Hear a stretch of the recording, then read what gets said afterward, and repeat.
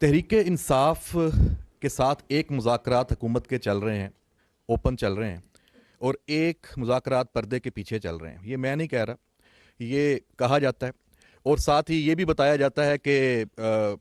یہ جو اسٹیبلشمنٹ اور عمران خان کے درمیان جو یہ بات چیت ہے یہ مسلسل چل رہی ہے، اور یہ ڈیل وغیرہ کے لیے یا کوئی بھی اس کا معاملہ ہے، کبھی علی امین گنڈا پور اپنے ساتھ لوگ لے جاتے ہیں جو مذاکرات کار ہیں خفیہ، کبھی بشرا بی بی کے ساتھ چلے جاتے ہیں، کبھی یہ بھی نام لے لیا جاتا ہے کہ کوئی ایک خاص رینک کے افسر ہیں مسلسل ملاقاتیں کر رہے ہیں. تو اس سے جو سیاسی جماعتیں ہیں وہ ان طرح کی جب یہ باتیں چلتی ہیں تو پھر اپنا ایک بیانیہ بناتی ہیں، ہر کوئی اپنی مرضی کا جو سودا ہے وہ بیچتا ہے، اور ایک ملک میں ایک افراتفری کا جو پولیٹیکل ایک معاملہ ہے وہ آگے جاتا ہے. اور اسٹیبلشمنٹ ظاہری بات ہے اس میں اس کے اوپر بھی اس کو بھی نشانہ بنایا جاتا ہے. تو اس ابہام کو آپ ہمیشہ لگی لپٹی رکھے بغیر کھل کے بات کرتے ہیں، تو اگر آج کھول دیں کہ اصل حقیقت کیا ہے تاکہ یہ ابہام ختم ہو. دیکھیں، میں اس بات کے اوپر پہلے بھی یہ بات واضح کر چکا ہوں، میں دوبارہ دہرا دیتا ہوں کہ پاکستان فوج کا، افواج پاکستان کا ہر حکومت کے ساتھ ایک سرکاری اور پیشہ ورانہ تعلق ہوتا ہے. جو حکومتیں ہوتی ہیں وہ سیاسی پارٹیاں بناتی ہیں، اس لیے اس سرکاری اور پیشہ ورانہ تعلق کو سیاسی رنگ دینا مناسب نہیں ہے. جو پاکستان کی فوج ہے یہ قومی فوج ہے، یہ کسی خاص مکتبہ فکر، سیاسی مکتبہ فکر یا پارٹی یا اس کی نمائندہ نہیں کرتی. ہمارے لیے تمام سیاسی پارٹیز اور تمام سیاسی لیڈرز قابل احترام ہیں، تاہم کوئی فرد واحد اس کی سیاست اور اس کی اقتدار کی خواہش پاکستان سے بالا تر نہیں ہے. اس وقت جو آپ کی وفاق ہے اور آپ کے صوبے ان تمام میں جمہوری اور کثیر الجماعتی حکومتیں موجود ہیں. جو سیاسی پارٹیز کے درمیان مذاکرات ہیں ان کے مابین مذاکرات کرنا اور اس پہ کوئی جواب دینا یہ سیاسی پارٹیوں کا استحقاق ہے. ہاں، ہم یہ ضرور سمجھتے ہیں کہ یہ خوشائند بات ہے کہ سیاستدان مل بیٹھ کر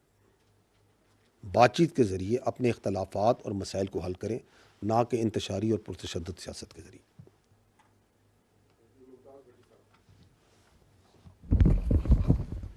جناب صاحب، آپ نے 2024 کا پروفیشنل ریویو اس پریس کانفرنس میں پیش کیا، مگر ایک پریس ریلیز جاری ہوئی تھی جو کہ افواج پاکستان کی طرف سے ہوئی تھی جنرل فیض حمید کے حوالے سے. جنرل ریٹائرڈ فیض حمید کے اوپر جو 4 چارجز ہیں وہ بڑے کلیئر اس میں مینشن کیے گئے تھے. جو 5واں تھا وہ انویسٹیگیشن کے حوالے سے تھا. تو انڈر ٹرائل جو اس کے اوپر ہم نہیں بات کرتے، جو انویسٹیگیشن ہے وہ 9 مئی کے حوالے سے کہا گیا کہ جاری ہے.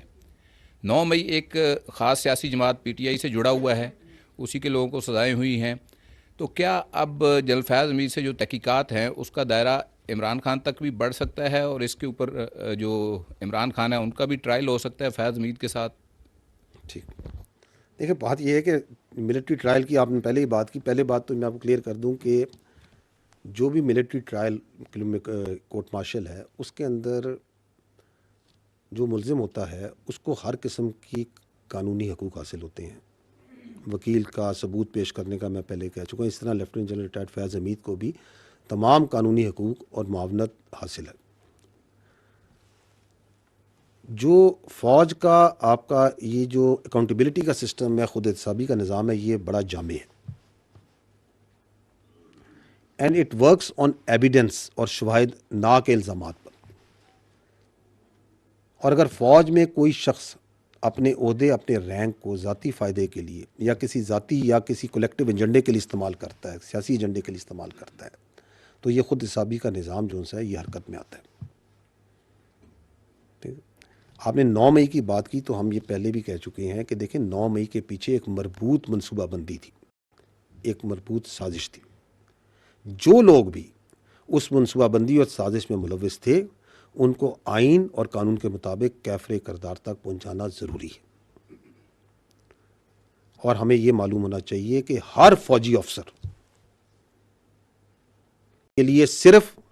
ریاست پاکستان اور افواج پاکستان مقدم ہے. پاکستان کی فوج کسی ایک خاص سیاسی پارٹی، نظریے یا سوچ کی نہ مخالف ہے نا حمایتی ہے، اور کوئی بھی آفیسر اگر سیاست کو ریاست پر مقدم رکھے گا تو اسے اس کا جواب دینا پڑے گا۔ اور اس کیس کے حوالے سے میں آپ کے توسط سے یہ بھی کہنا چاہوں گا کہ یہ ایک حساس کیس ہے، سب جوڈس ہے، اور اس میں حساس معاملات اس سے جڑے ہیں، اس لیے اس پہ غیر ضروری تبصروں تجزیوں سے گریز کیا جائے۔ اس کی جو بھی تفصیلات ہوں گی جو ضروری ہوں گی وہ وقتاً فوقتاً آپ کو ان سے آگاہ کر دیا جائے گا۔ سوال اسپیسیفکلی ہے 9 مئی کے جو فیلڈ جنرل کورٹ مارشلز ہوئے ہیں ملٹری کورٹ سے، مختلف آراء، مختلف متضاد جو باتیں ہوتی رہیں ماضی میں کہ ان کے کورٹس میں کیس جانے چاہیے فوجی عدالتوں میں یا نہیں، لیکن بہرحال سپریم کورٹ کا جو فیصلہ آیا اس کی روشنی میں پہلے 25 اور اس کے بعد 60 لوگوں کو 9 مئی سے جو متعلقہ تھے ان کو فیصلے سنائے گئے ہیں، مجموعی طور پر 25 ہیں، 85 بن جاتے ہیں۔ کیا یہ سمجھا جائے، تصور کیا جائے کہ یہ جو 9 مئی کے معاملہ ہے ان سزاؤں کے بعد یہ اپنے منطقی انجام تک پہنچ چکا ہے؟ دیکھیں جی، 9 مئی کے بارے میں جو افواج پاکستان کا جو پوائنٹ آف ویو ہے وہ بڑا واضح ہے، غیر مبہم ہے اور مستقل ہے، اور وہ یہ ہے کہ 9 مئی افواج پاکستان کا مقدمہ نہیں، یہ عوام پاکستان کا مقدمہ ہے۔ یہ بات کلیئر ہونی چاہیے ہمیں، اس لیے کیونکہ اگر کوئی جتھا، کوئی مسلح گروہ، کوئی پرتشدد گروہ اس طریقے سے اپنی مرضی اور سوچ اور مسلط کرنا چاہے معاشرے پہ، اور اس طرز عمل کو قانون کے مطابق اور آئین کے مطابق نہ روکا جائے، تو آپ کے ہمارے اس معاشرے کو ہم کس طرف لے کے جائیں گے؟ جہاں تک آپ نے سزاؤں کا ذکر کیا، دیکھیں 2023 میں اعلیٰ عدلیہ کے فیصلے کی روح میں جو عمل تھا ملٹری کورٹس میں جن لوگوں کو ریفر کیا گیا تھا وہ منجمد کر دیا گیا۔ حال ہی میں جب یہ 7 رکنی بینچ نے اس کے اوپر فیصلہ دیا تو اس کی روشنی میں سزائیں سنانے کا عمل اب مکمل کیا جا چکا ہے، اور اس کے اندر مروجہ قانون کے تحت ثبوت اور شواہد کے مطابق اور تمام قانونی تقاضوں کو پورا کر کے وہ تمام لوگ جو 9 مئی کی ہنگامہ آرائی میں ملوث اور جن کو قانون کے مطابق ملٹری کسٹڈی میں ریفر کیا گیا تھا ان کو سزائیں دینے کا عمل مکمل ہو چکا ہے، اور اس فیصلے سے یہ بڑا واضح پیغام جاتا ہے کہ اس طرح کے معاملات کی کوئی گنجائش نہیں ہے، اور مستقبل میں بھی کوئی اس طرح کے معاملات میں اگر انوالو ہوگا تو اس کو آئین اور قانون کے مطابق باصورت سزا ملے گی۔ جو آپ نے سوال کیا اس کی تواسط سے میں یہ پوائنٹ ضرور کہنا چاہوں گا کہ یہ جو 9 مئی اس کے جو سزائیں ہیں اس سے جڑے ملٹری کورٹ سے جڑے جو سول سپریمیسی اور لیک آف ٹرانسپیرنسی کا بیانیہ بنایا جا رہا ہے، اس کے لیے یہ جاننا ضروری ہے کہ جو پاکستان میں ملٹری کورٹس ہیں یہ آئین اور قوانین کے مطابق دہائیوں سے قائم ہیں اور عمل میں ہیں، اور یہ انصاف کے تمام تقاضوں کو بخوبی پورا کرتے ہیں، اور یہ کہ انٹرنیشنل کورٹ آف جسٹس جو ہے اس نے بھی ان کے اس پورے پروسیس کو انڈورس کیا ہوا ہے۔ آپ کو یہ معلوم ہونا چاہیے کہ ملٹری کورٹس میں جو ملزمان ہوتے ہیں ان کو اپنا وکیل کرنے،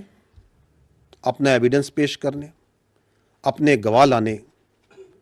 کراس ایگزامینیشن کرنے اور دیگر تمام قانونی حقوق مکمل طور پہ حاصل ہوتے ہیں، اور اگر سزا ہو جائے اور وہ مجرم اور تو ان مجرموں کو نہ صرف یہ کہ کورٹ آف اپیل میں چیف آف آرمی سٹاف سے پٹیشن کر سکتے ہیں، ہائی کورٹ میں اپیل اور سپریم کورٹ میں اپیل کا بھی انہیں حق حاصل ہے، اور یہ بھی آپ کے سامنے مسلمہ حقیقت ہے کہ یہ فیصلے بھی قانونی طور پہ صرف اس سے سنائے گئے ہیں جب سپریم کورٹ نے ان کو سنانے کا حکم جاری کیا۔ یہ سوال یہ ہے کہ پھر یہ جو بیانیہ ہے یہ بنتا کیوں ہے؟ وہ اس لیے بنتا ہے کہ یہ 9 مئی کے سانحے سے جڑے واقعات ہیں، ان کا جب کوئی قانونی طور پہ اور اخلاقی طور پہ جواز نہیں ہے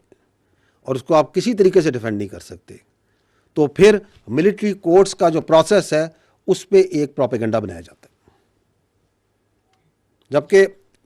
دلچسپ بات تو یہ ہے کہ کچھ عرصہ پہلے جو ابھی ناصر اس پہ بات کر رہے ہیں وہ خود ان کورٹس کے بہت بڑے دائی ہوتے تھے.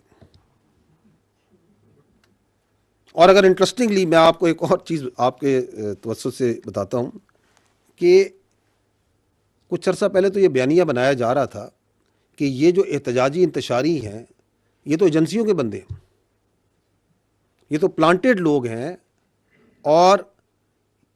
یہ کسی بڑی گہری سازش کے تحت فوج نے خود حملے کروائے ہیں, فالس فلیگ.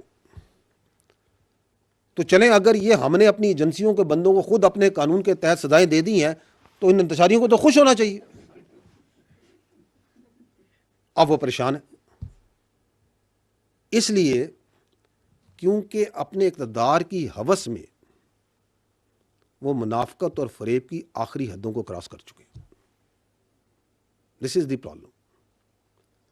اور اب یہ جو اینٹی ٹیررسٹ کورٹس ہیں, ہم یہ چاہیں گے کہ اس کے اندر بھی جو 9 مئی سے جڑے واقعات میں جو لوگ ہیں ملوث ہیں, جن کے مقدمات ہیں, ان کو اپنے انجام تک پہنچنا چاہیے. اس کی وجہ یہ ہے کہ اگر آپ دنیا میں نظر دوڑائیں تو ابھی اس سال یہ جولائی 2024 میں جھوٹی پوسٹوں پہ لندن میں, انگلینڈ میں, برطانیہ کے اندر وہ کیا کہتے ہیں نسلی فسادات ہوئے, تو کتنی سرعت کے ساتھ بالغ انکلوڈنگ نابالغ لوگوں کو سزائیں دی گئی. 2020 میں جب کیپٹل ہل پہ حملہ ہوا تھا تو سینکڑوں لوگوں کو کتنی سپیڈ کے ساتھ سزا دی گئی. اس سے پہلے آپ کو لندن رائٹس یاد ہوں گے, آئی تھنک 2011 1200 سے زیادہ لوگوں کو سزائیں دی سپیڈی جوڈیشل سسٹم میں. 2020 میں یا نہیں 2023 میں آئی تھنک وہ فرانس کے فسادات ہوئے, 700 سے زیادہ لوگ کورٹس بیٹھے, دنوں میں انہوں نے سزائیں سنائی. اور باہر کے ملکوں میں بھی باشمول امریکہ اور برطانیہ میں جس طرح پاکستان میں ملٹری کورٹس ہیں وہ بھی ان کے قوانین کے مطابق بخوبی اپنا کام انجام دیتے ہیں. تو کہنے کا مطلب یہ ہے کہ اگر آپ حقائق کو دیکھیں تو باہر کی دنیا میں اسپیشلی مغربی ممالک میں جو سیاسی انتشاری ہیں ان کو کوئی سپیس نہیں دیتا, نہ کہ ان کو سپیس دیں اور بلکہ مزید ان کو انتشار پہ سیاست کی اجازت دی جائے. اور یہ جو بچے ہیں جو آپ نے بات کی, یہ تو نوجوان بچے جن کو زہریلا پروپیگنڈا کر کے, جن کو ریاست کے خلاف, اداروں کے خلاف کھڑا کیا گیا, ان کے جو والدین ہیں اور پیار کرنے والے, ان کے محبت کرنے والے ہیں, ان کو یہ دیکھنا چاہیے کہ کس طرح ان کو استعمال کیا گیا اپنے مخصوص سیاسی ایجنڈے کے لیے, اپنے اقتدار کے لیے, اپنے مقاصد کے لیے, اس کی بھین چڑھایا گیا. یہ نوجوان تو ہمارا اثاثہ ہیں, بجائے اس کے کہ ان کو تعمیری سوچ دی جائے, تعلیم دی جائے, ان کو سکلز دی جائیں, کچھ لوگ اپنی سیاست کے لیے ان میں زہر ڈالتے ہیں, زہریلے پروپیگنڈے سے ان کے اندر کرتے ہیں. تو جو اس بیانیے اور پروپیگنڈے کی بنیاد رکھتے ہیں اصل ملزم تو وہ ہیں. اور اسی لیے انصاف کا سلسلہ اس وقت تک چلے گا جب تک 9 مئی سے جڑے منصوبہ ساز اور اصل گھنونے کرداروں کو آئین اور قانون کے مطابق کیفر کردار تک نہیں پہنچایا جائے گا, کیونکہ پاکستان اور پاکستانی قوم اس جیسے کسی سہانے اور ایسی انتشاری سیاست کی اجازت نہیں دے سکتی.